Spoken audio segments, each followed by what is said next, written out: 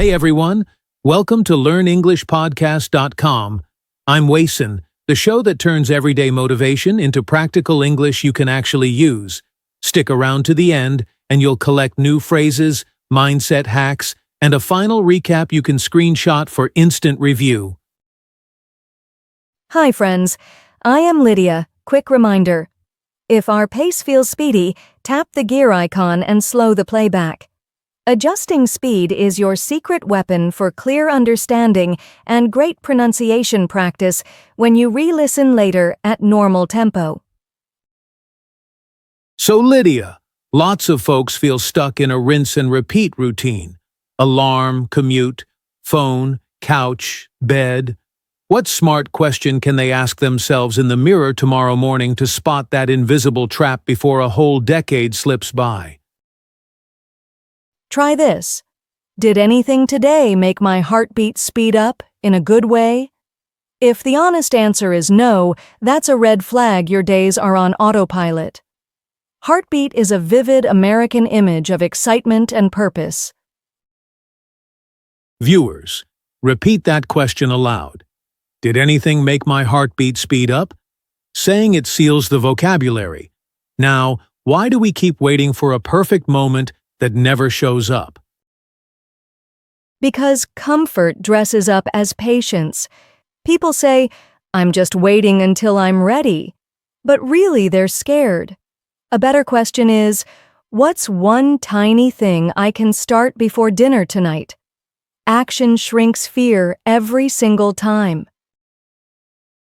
Americans love tiny thing challenges, like doing 5 push-ups during a TV ad. English example. Instead of planning a giant study schedule, record a 15-second voice note right after this episode. Exactly. Speaking of small leaks, what are your hidden time drains? Mine was Instagram Reels. I asked, is this scroll giving me skill or just stealing my Saturday? That question broke the habit for good. For me, it was color-coding study planners. Irony. I spent hours designing study charts instead of studying. Listeners ask, am I organizing or avoiding? The words sound similar. The results are worlds apart. Vocabulary time. A leak is water dripping from a faucet. In self-improvement, it's energy dripping from your day. Catch the leak early or the basement floods. Translation. Your dreams drown quietly. Good metaphor. Another sneaky leak is the comfort zone. It starts cozy like a heated blanket but ends up like shrink wrap. How can learners poke a hole through that wrap today? Use a phrase that feels advanced. Maybe, I'd appreciate your insight. Walk into Starbucks, order, then add, I'd appreciate your insight. What pastry pairs best with this latte? Real world, low risk, high growth. Quick vocabulary pit stop. The phrasal verb wake up to means realize something important. Example. I finally woke up to the fact that my Netflix binge was killing my sleep schedule. How would you use wake up to? Say it aloud now. Love that. Another phrase, on autopilot. Americans use it for doing tasks without thinking, like driving the same route to work.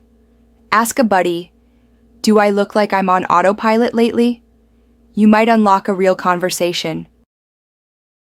Quick pronunciation drill for autopilot. Stress the first syllable. Say the word 3 times, then drop it into a sentence like, after lunch I slip into autopilot. Repetition plus context anchors the word in memory. Grammar spotlight. When giving advice, we often say, you might want to. Example, you might want to set a phone timer before scrolling TikTok. Softer than stop scrolling. Polite language reduces defensiveness. Communication magic. Speaking of timers, here's a micro habit Americans love. The Pomodoro. 25 minutes work, 5 minutes break. Ask Siri, set a 25-minute Pomodoro. Study flashcards, then stretch. Small bursts beat marathon cramming sessions. Story time. My student Carlos in Chicago recorded one voicemail in English daily for 40 days. At first, it sounded clunky. By day 40, he landed a barista job and could joke with customers. Volume of practice crushes fear. Phrase check. Land a job means get hired. Use it in a future statement. I will land a marketing job where I brainstorm catchy slogans. Speaking goals in present tense tricks the brain into believing them sooner. Another Americanism, catchy. It means memorable, like a jingle. Ask, is this slogan catchy enough? Swap boring adjectives for vivid ones, and you'll sound more natural immediately. Learner frustration alert. I think in my native language and translate. Fix with chunks. Memorize full questions like, could you give me a hand? During grocery shopping, ask the clerk. Then thank them. Real-life reinforcement. Celebrate micro wins. When you pronounce world correctly, tough word, right? High-five yourself. Celebration releases dopamine, the same brain chemical the ding of a text gives you. Hack your biology for study fuel. Common trap. Comparing accents. Americans sound wildly different. Boston versus Texas could be separate planets. Choose one model voice, mimic it, but never shame your unique flavor. Confidence carries clarity farther than accent perfection. Before we roll into the next section, courageous question for any native speaker. What's one local food I absolutely must try? Builds rapport, collects culture, and you might discover Kansas City burnt ends. Delicious English practice. That's brilliant. And it's pure American small talk. Baristas love it. Now, our mid-episode reminder, you're watching a video from learnenglishpodcast.com, your free classroom on the go. Keep those earbuds in. Back on track. Dreams decay on the someday shelf. Imagine buying fresh California strawberries but never eating them. By next week, Mold City. Same with your dream to road trip Route 66 in fluent English. Step 1. Write, I'm driving Route 66 in 2026. Then practice, excuse me, how far is the next gas station? One sentence moves the dream from fantasy to blueprint. Word spotlight. Blueprint originally means a technical drawing. We borrow it to mean a clear plan. Ask, do I have a blueprint or just a blurry wish? Let's tackle fear disguised as productivity. When I spent 2 hours Googling best notebooks, I wasn't researching, I was procrastinating. American expression, buying the shoes instead of taking the walk, and my bookshelf still can't conjugate verbs for me. Love it. Let's pivot to regret. Regret whispers. It never shouts. 10 years pass, and you wonder why you never launched that Etsy store or joined that salsa class while your dance shoes gather dust under the couch. Antidote? Motion. Americans say, get the ball rolling. Record 30 seconds about your breakfast. I scrambled eggs, added Louisiana hot sauce. Upload to a language exchange app, then challenge a buddy to reply. Boom. Momentum. Here's another phrase. Better done than perfect. Silicon Valley mantra, yes, but also kitchen wisdom. Serve the pancakes hot even if one is lopsided. It celebrates finishing version 1 so you can build version 2 tomorrow morning. Now, Lydia, huge question. How do we actually guard those scarce 16 waking hours? My coffee helps, sure, but what practical strategy stops every random notification or neighbor's cat video from hijacking my focus budget? Anchor yourself with a morning question. What single action will make today feel successful? For me, it's reading 2 pages of an English novel aloud. Small anchor, big ripple. Trust me, it compounds like interest. Great exercise. Remember, repetition builds momentum. Momentum definition, the push that keeps a skateboard rolling after the first kick. Picture a skateboarder coasting down Venice Beach, wind in her hair. Without kicks, translation, daily practice, momentum dies. Time for a micro-challenge. Pause the video, text a friend.